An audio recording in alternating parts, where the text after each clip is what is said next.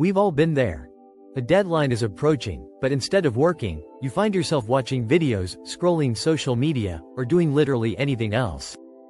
Why do we do this to ourselves? Why do we procrastinate? Is it laziness, or is there something deeper going on? Today, we're diving into the science of procrastination and how to beat it. The most coveted question is, what is procrastination?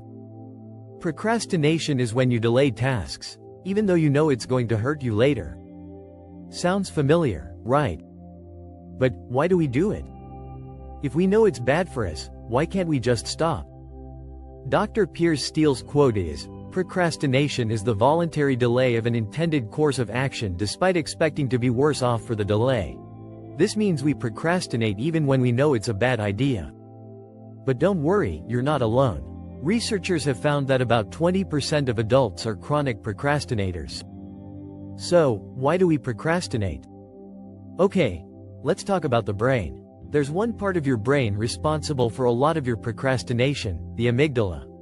This little almond-shaped structure controls fear and emotions.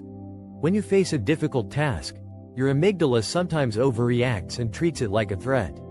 Your brain wants to protect you, so instead of doing the task, you run away from it. That's why you end up watching Netflix instead of studying. The problem is, that relief is temporary. The task doesn't go away, it just gets scarier as the deadline approaches. Procrastination isn't just about distractions. A lot of times, it's about fear. Fear of failure, fear of not being perfect, or even fear of success. Perfectionists are actually some of the biggest procrastinators, because they don't want to start, unless they can do it perfectly. But the longer they wait, the harder it gets. My talking point is, how procrastination affects your life. Procrastination increases stress, lowers productivity, and can even impact your health.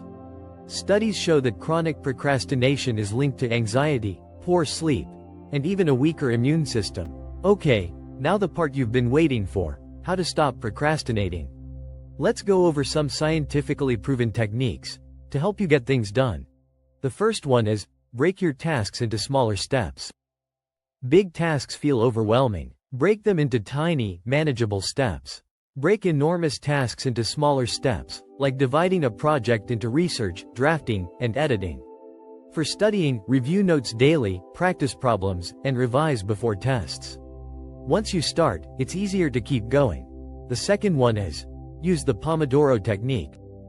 Choose a task, set a timer for 25 minutes. Work on the task without distractions. When the timer ends, take a 5-minute break. Repeat steps 1 to 3 more times. Take a longer break of about 15 to 30 minutes. Repeat the process until the task is complete. The next one is, set artificial deadlines. Parkinson's law says, work expands to fill the time available for its completion. That means if you give yourself too much time, the task will take forever. So, set your own deadlines, and stick to them. Fourth one is, be kind to yourself. Instead of beating yourself up for procrastinating, try self-compassion. Studies show that people who forgive themselves for procrastinating are less likely to do it again. The last, and most important way, to stop procrastination is, control your environment.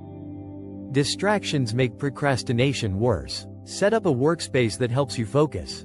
Use website blockers, put your phone away, and make sure your space is clean and clear.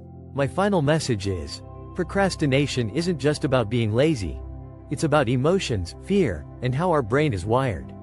But the good news is, you can train your brain to beat procrastination. Try out these tips and let me know in the comments which one works best for you.